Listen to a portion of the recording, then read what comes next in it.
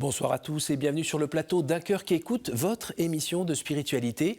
Aujourd'hui, je suis très heureux de vous présenter Florence Besson qui a publié chez Flammarion Une semaine de silence.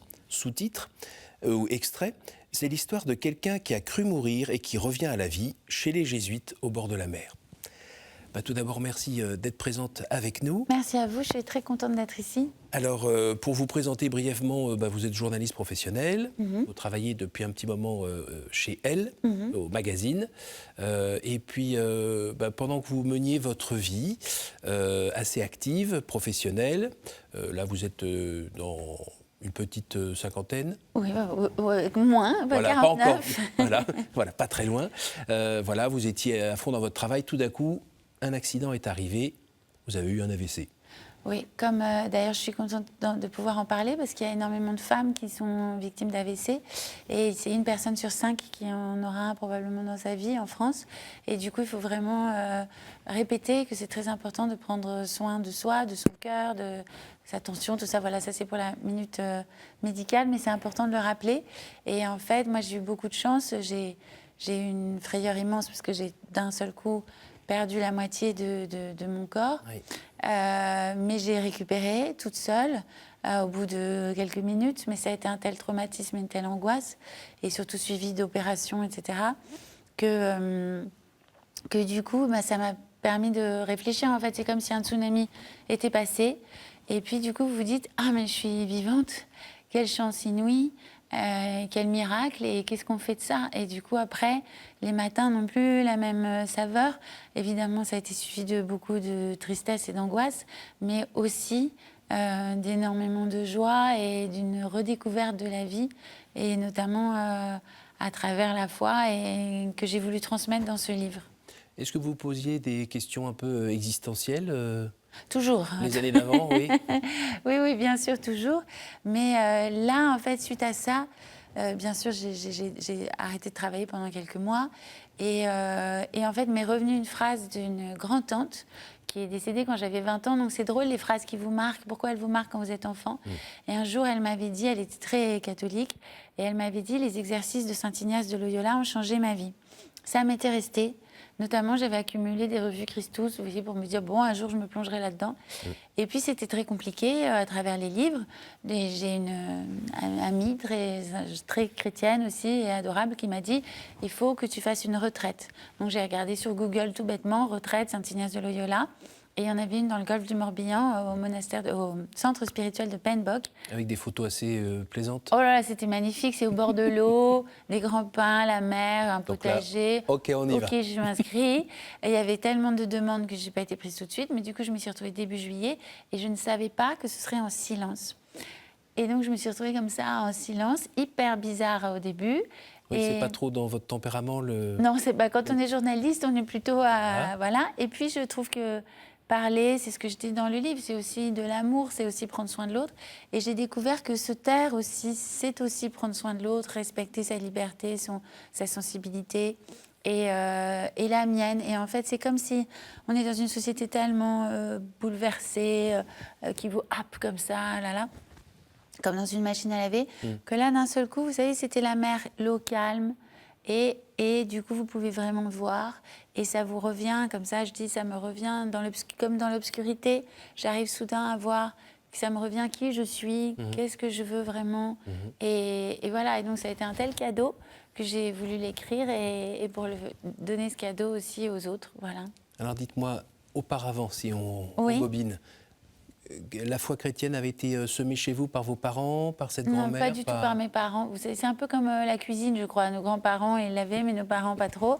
Non, ça a été semé chez moi par ma grand-mère, que j'adore, et qui n'est plus là, mais enfin, voilà.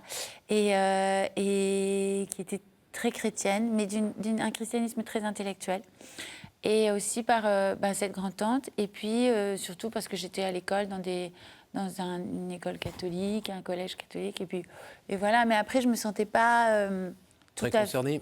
Si, je me sentais très concernée. Alors, pas impliquée?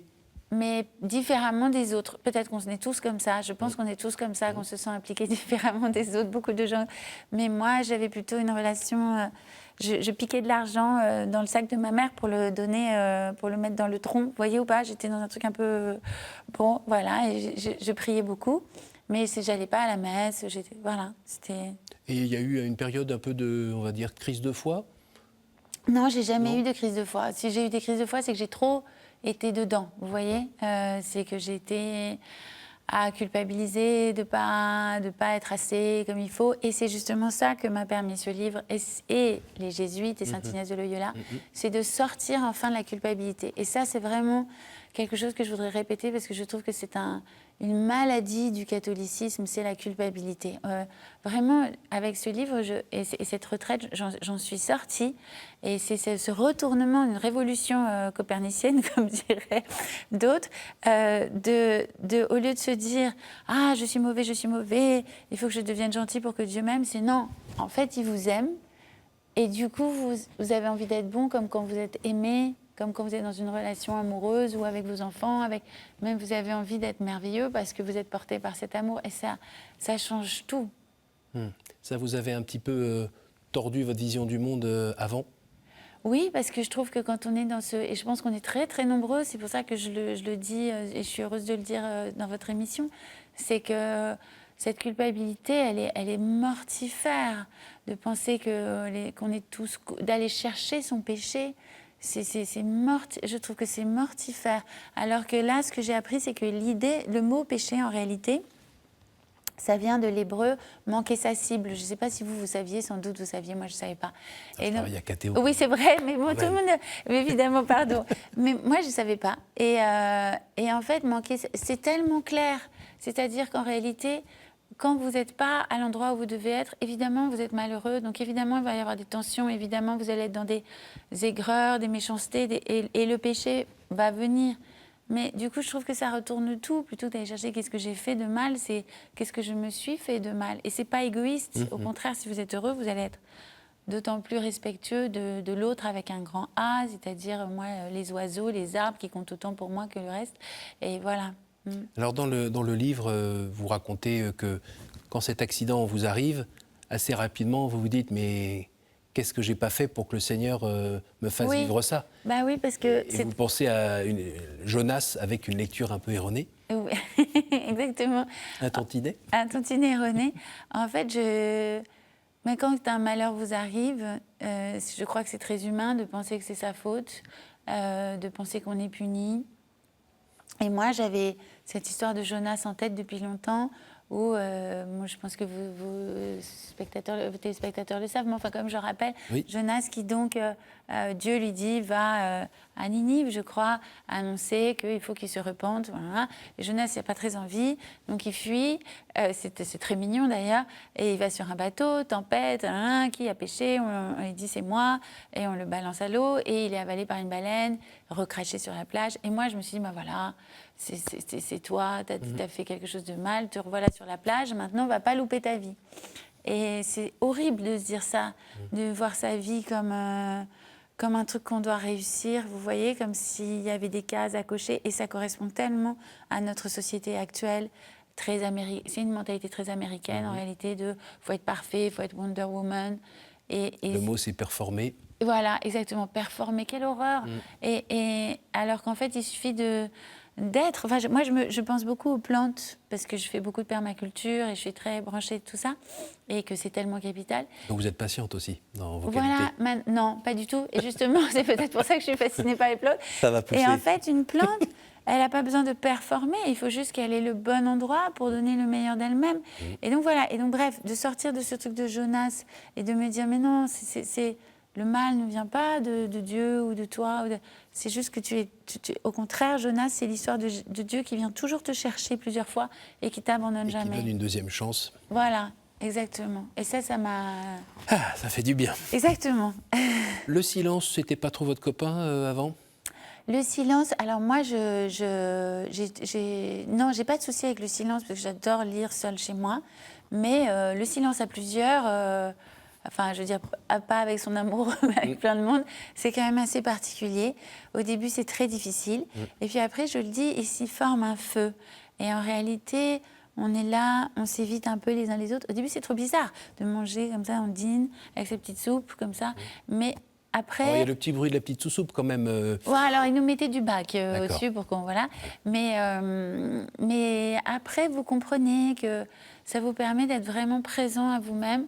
Et je pense que c'est quelque chose qui est tellement nécessaire, et c'est un cliché de le dire, mais surtout dans nos sociétés où on est happé. J'invite tout le monde à couper son portable au moins un quart d'heure par jour au début. Mais voilà, ça vous permet de reprendre un peu les pieds sur terre. Alors, sans doute, vu vos études, vous allez savoir de qui je parle. Plus intime à moi-même que moi-même. Donc, Saint Augustin qui parle de Dieu, qui est au fin fond de nous. Est-ce que dans cette expérience au bord de la mer, avec cette belle nature autour de vous, ces temps de réflexion, plus de temps à un silence plein aussi, parce que la nature était là, Oui. est-ce que vous avez fini par prendre encore davantage conscience de cette présence de Dieu au fin fond de votre cœur ? Ah, bien sûr. Mais c'est-à-dire, j'avais déjà conscience de sa présence, mais pour moi, il est présent beaucoup plus dans la nature d'ailleurs que dans les villes. Et je pense que c'est aussi pour ça qu'on perd un peu contact avec lui. C'est parce qu'on n'est pas en présence du miracle de la vie qu'on lui doit, à mon sens. Et même si on ne comprend pas, et voilà. Mais bien sûr, c'était comme une espèce de présence permanente. Et que je n'ai pas quitté, parce qu'il y a aussi, il faut le dire, cette façon chez les jésuites de prier qui est très très différente de ce qu'on m'avait enseigné, à savoir de prier vraiment comme si, moi je dis dans un film, en fait il faut imaginer que vous êtes dans la scène, vous replongez dans la Bible et il est là, et c'est vrai que l'incarnation, c'est un mot qu'on entend tellement que bon, on l'oublie un peu, mais en fait c'est comme si voilà, il était là à côté de nous, et même là...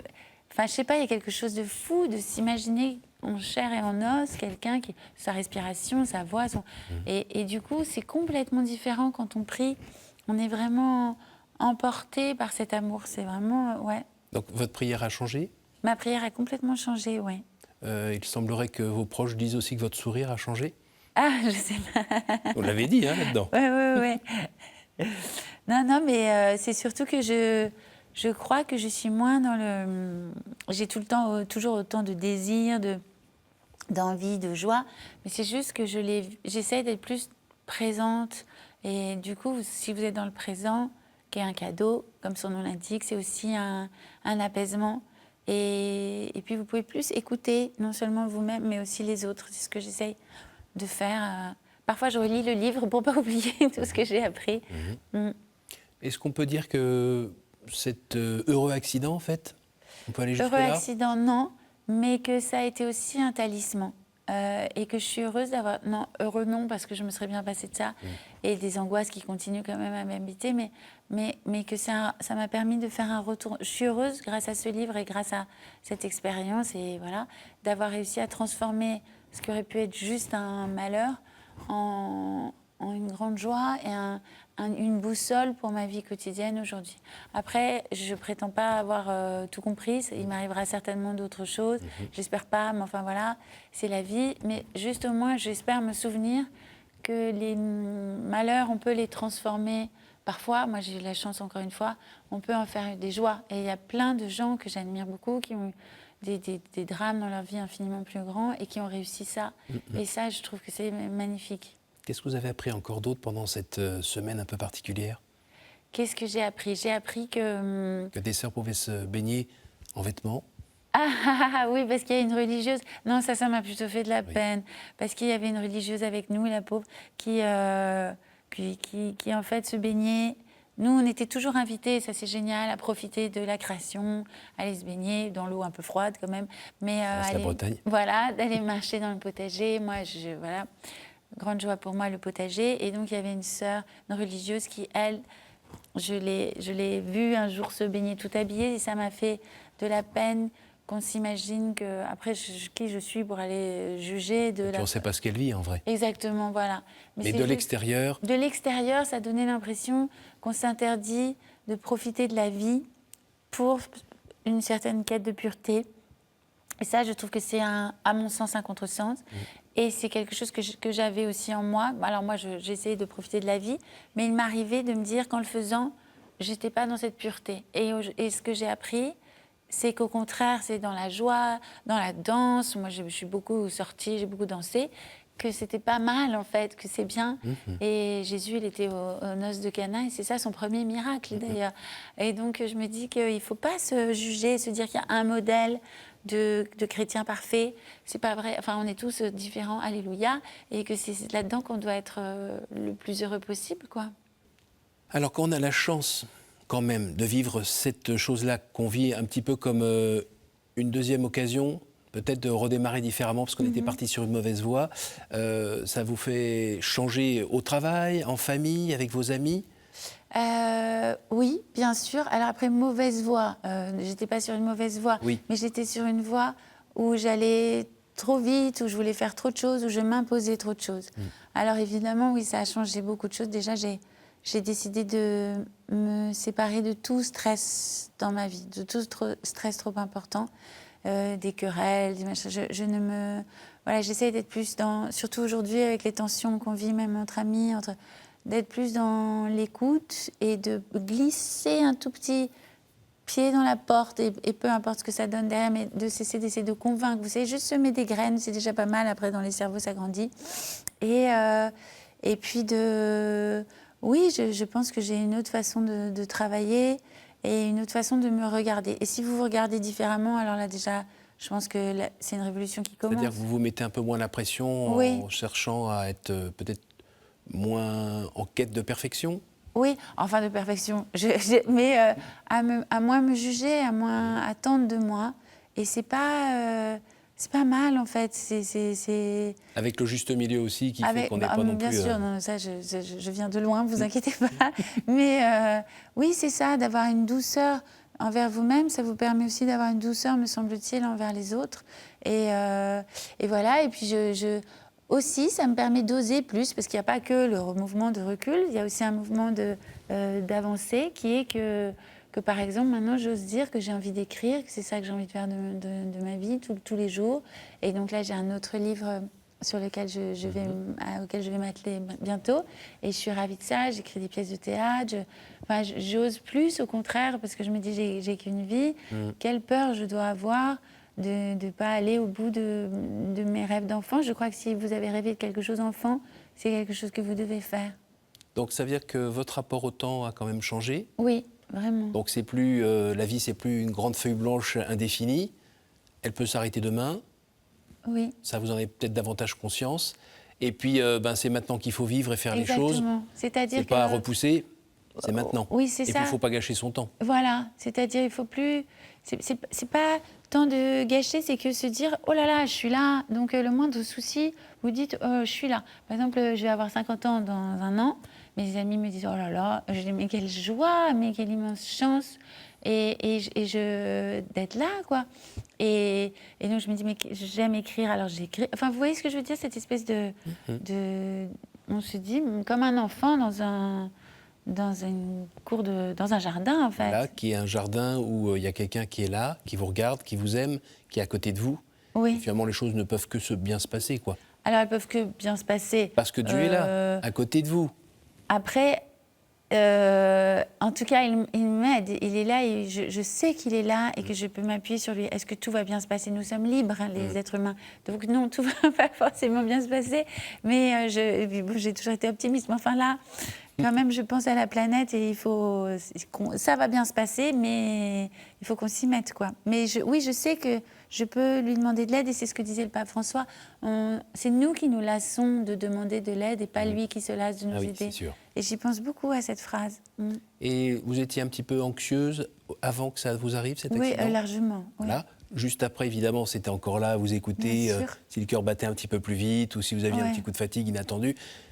Finalement, ça, comment, avec sa vie de foi, on peut un peu le vivre plus sereinement? Parce que ça, je pense que parmi les téléspectateurs, il y en a 2-3 qui peuvent se sentir concernés. Alors, je ne vais pas vous mentir, ce qui m'aide aussi beaucoup, c'est quand même la psychanalyse, les exercices de MDR, la santé, faire bien attention à soi, avoir ses médecins, avoir des bons médecins qui vous rassurent. Et après, la foi, c'est sur un autre niveau que ça vous aide. C'est sur un niveau plus profond, où vous vous dites un truc un peu qui de confiance, vraiment vous répétez le n'ayez pas peur, pour citer un autre pape, qui a évidemment, que tout ça, ça vous échappe. Parfois, je me dis, quand je regarde mon chien, mon chat que j'adore, je me dis, sa vision du monde, elle est limitée, mais elle est géniale. La mienne est exactement pareille à un autre niveau. Je ne sais pas du tout ce qui va se passer. Et donc, j'ai confiance, comme lui, je pense à confiance en moi. Vous voyez, je sais qu'à la fin, ça va. Et votre vie de prière a changé ? Oui, parce qu'en fait, chez les jésuites, on vous dit de prendre rendez-vous avec Jésus comme avec un ami. J'ai trouvé ça très beau, de se dire qu'il faut avoir ce respect, que c'est pas, on y pense 5 minutes comme ça. Évidemment qu'on peut faire ça aussi, mais que c'est bien de prendre rendez-vous. Et donc, je garde ces rendez-vous. Bon, à l'époque, pendant cette semaine, c'était 2 fois par jour. J'ai pas tout à fait le temps d'avoir. Je le regrette d'ailleurs, je pourrais le prendre, mais bon, voilà. Mais là, c'est le matin, c'est le soir ? Non, c'est le soir. Ouais. Voilà. Genre 19h30, Bah, le téléphone. C'est mon truc à Voilà. moi. Mais en gros, limite, le téléphone, vous le posez ailleurs. Ah, bien et sûr. vous êtes. Voilà, ouais, c'est ça. Ouais. J'ai un petit rituel. Vous prenez le cadre pour le faire. Ouais, voilà, j'ai mon rituel, j'ai mon horaire.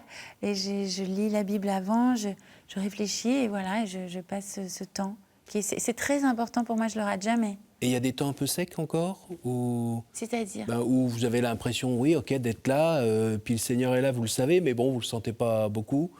Oh, bah forcément, comme dans toute relation, il y a des moments où c'est extraordinaire, d'autres. Mais enfin, vous voyez, je sens quand même toujours. C'est déjà tellement extraordinaire de sentir cette présence que ça me suffit. Hein.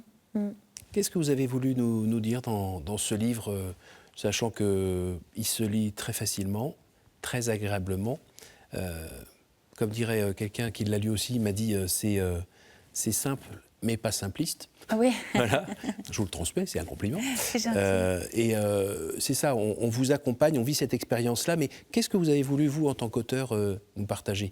J'ai voulu partager ce que je vous disais au début de l'émission, cette autre vision du péché et cette impression que vous êtes aimé, quoi, et que l'important, c'est ce qu'un prêtre m'a répété le dernier jour. Oui. Il disait, la Bible, en fait, ça se résume en une phrase, je suis donnée pour donner la vie et la vie en abondance. Et donner la vie, on s'entend, c'est la vie au sens large, c'est la vie, c'est la joie. Je crois que la religion, ça doit être la joie.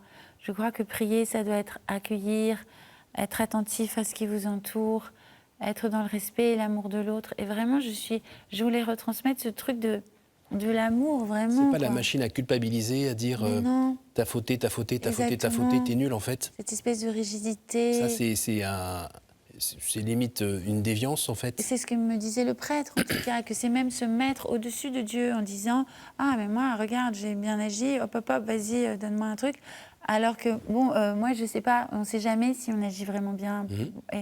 Et du coup, je voulais juste transmettre ce truc d'amour. Voilà, c'est un grand message d'amour, en fait, mon livre. Et je crois qu'il fait du bien, parce que tout le monde me dit ça. Alors, Je suis d'accord, je souscris. Nous arrivons à la fin de cette émission, un grand numéro de Prestidigitateur. Je suis là avec mes cartes que je manipule avec beaucoup d'aisance. Ouais. Et par 3 fois, je vais vous demander de me dire un chiffre entre 1 et 10. Oh là là, on dirait un tirage de tarot. Alors, pas du tout. Tarot, taré, je ne sais pas, à vous voir. Là, c'est par 3 fois, donc une question simple qui attend une réponse simple. D'accord. Je vous écoute. Alors, je dois dire, pardon, un chiffre entre 1 et 10. Attention, alors, c'est 3. parti. Quel est le personnage ou le saint que vous aimeriez retrouver au ciel ? Le personnage, je dirais de la Bible, vous voulez dire, ou le saint Ou le saint, oui. Je suis pas très saint. Est-ce que... c'est hyper dur. Un personnage que j'aimerais retrouver au ciel, mais pas de ma famille, du coup. Vraiment, quelqu'un du... Sentez-vous libre. Moi, j'ai hâte de voir ma grand-mère. Voilà. À nouveau, je vous écoute. 5. Quelle est pour vous la plus belle fête ? Ah, moi, c'est Pâques. J'adore Pâques. Et en plus, je suis née en avril, juste après. C'est trop génial, j'adore le printemps. Alors, pour le chocolat et pour le printemps, mais aussi pour quoi d'autre ? À votre avis. Non, mais je trouve que c'est la plus belle des fêtes. J'ai beaucoup de filleuls, j'en ai 7. Je les appelle tous. Je suis à fond. Pour moi, c'est la plus grande des fêtes. Cette résurrection, c'est vraiment... voilà, c'est... la bonne nouvelle. Ouais, voilà. Et j'essaie de la partager le plus possible. Je fais aussi des blagues pour le 1er avril, mais voilà. Ouais. Oh. Une dernière ? Le 8. Si vous pouviez revenir en arrière et changer quelque chose dans votre vie, que feriez-vous ? J'aurais moins peur. Je culpabiliserais moins, j'aurais moins peur. Ouais. Super. Merci beaucoup. Merci à vous. Merci beaucoup Florence d'être venue jusqu'à nous. Merci infiniment. D'avoir délaissé votre bureau et votre travail pour venir nous partager le contenu de ce livre, Une semaine de silence, paru aux éditions Flammarion. Merci à vous. Qui est une invitation, je crois, pour le lecteur à changer de regard. Peut-être donner un petit coup de frein et se dire que peut-être faudrait vivre un petit peu autrement. Oui. Mieux regarder ce qui nous entoure, puis regarder l'autre. Et puis avancer peut-être un peu différemment. Ça vous va ? Très bien. Merci beaucoup, merci à vous tous pour votre fidélité. N'hésitez pas à retrouver cette émission sur notre site www.ktotv.com. J'en profite pour faire un coucou aux personnes qui nous écoutent en podcast et je vous dis à la semaine prochaine.